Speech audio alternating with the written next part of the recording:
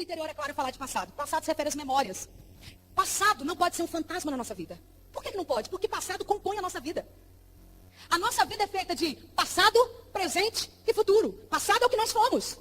E nós somos hoje o fruto do nosso ontem. Das nossas escolhas, das nossas decisões. É o que nós somos hoje. A vida é feita de passado, presente. Presente é o hoje, como está o nosso coração hoje, a nossa vida hoje, o que nós estamos fazendo hoje, as escolhas que estamos tomando hoje. E a nossa vida é feita de futuro. O que é o futuro? São sonhos, os propósitos de Deus, aquelas promessas grandiosas que Deus faz ao nosso coração. E isso diz respeito à nossa vida. E o diabo começa a ferir uma pessoa desde cedo, para segurar de fato a vida das pessoas. Agora, como Deus enxerga o nosso passado? Deus vê o nosso passado com muita misericórdia. Com misericórdia. Deus vê o seu passado com misericórdia. O que passou, passou. Então por que lembrar do passado? Para nos curar. No Deuteronômio capítulo 16, versículo 12, e algumas vezes na Bíblia Deus fala o seguinte: lembra-te de que fosse servo no Egito, escravo no Egito. Por que Deus está falando lembra do passado? Por quê? Porque Deus quer nos curar. Amém? E quando Deus fala lembrar do Egito, Deus está falando também do estrangeiro. Olha, lembra? Trate bem o estrangeiro. Lembra que vocês foram escravos no Egito. Deus quer nos curar. E segundo, Deus está nos falando para lembrar quando fomos escravos no Egito, por conta dos estrangeiros, porque às vezes feridas na alma nos endurecem. Irmãs, presta atenção. Feridas na alma nos endurece. Às vezes nós pensamos que só nós fomos feridas. Nós achamos que só nós que temos problema, que tivemos problemas. Nós achamos que todo mundo tem que ter misericórdia de nós. Eles não sabem o que eu passei. Peraí, todo mundo já passou por problemas. Todos nós já enfrentamos dificuldades em níveis diferentes. Tivemos visão diferente do problema, olhamos com olhos diferentes. Mas todos nós enfrentamos problemas. Deus quer que lembremos o passado para nos curar. E tem um texto também interessante no mesmo livro, Deuteronômio, capítulo 23, versículo 7. E Deus fala algo fantástico. Não tenha ódio dos egípcios. Deus manda, lembra que vocês foram escravos. E Deus fala, não tenha ódio dos egípcios.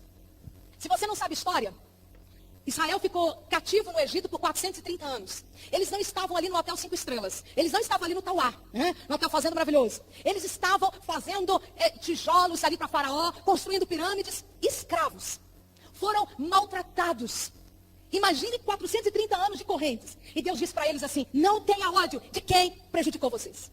Não tenha ódio de quem maltratou vocês. Por que Deus diz isso? Porque Deus sabe o que o ódio pode fazer no coração do ser humano.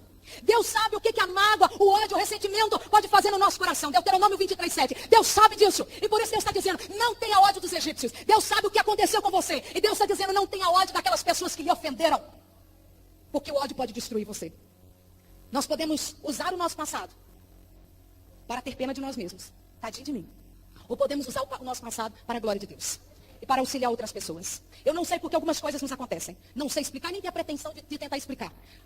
Porque essas coisas acontecem conosco. Mas uma coisa eu sei, e eu já experimentei. Quando nós entregamos o nosso passado nas mãos de Deus, Deus nos cura. Deus nos cura.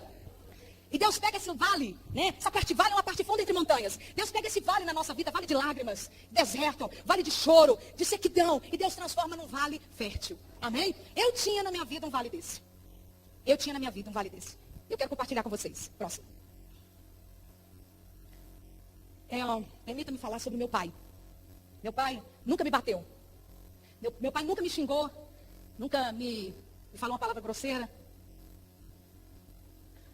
Meu pai nunca me deu um beliscão na frente das pessoas, nem longe delas.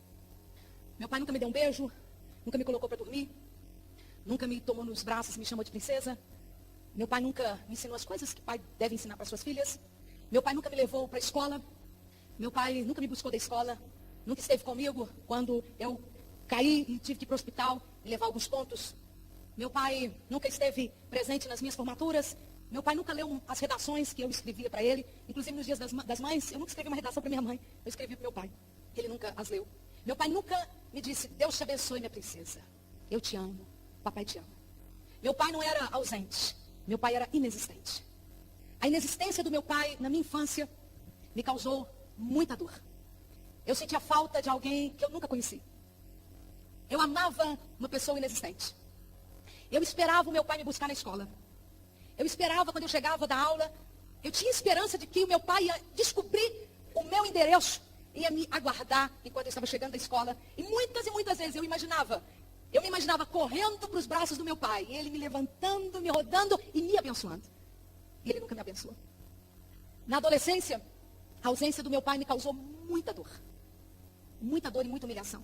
Quando me perguntavam, né, quem é que não tem pai e na identidade sabe o que eu estou dizendo, né? Dá só o nome da mãe, sabe o que eu estou dizendo. Quando me perguntavam o nome do pai, da mãe, eu dizia o nome do pai, não tem pai.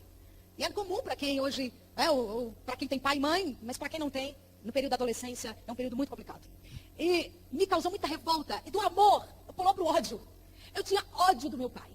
Eu queria matá-lo, eu queria acabar com a vida dele, eu queria descobrir aonde ele estava. Eu odiava com todas as minhas forças. Eu me converti com 16 anos de idade. Eu tive um encontro real com Jesus. E a primeira palavra que eu ouvi Deus me dizer no meu coração foi: eu sou o seu pai. Era tudo que eu precisava ouvir.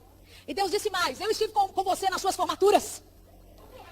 No seu nascimento eu estava ali.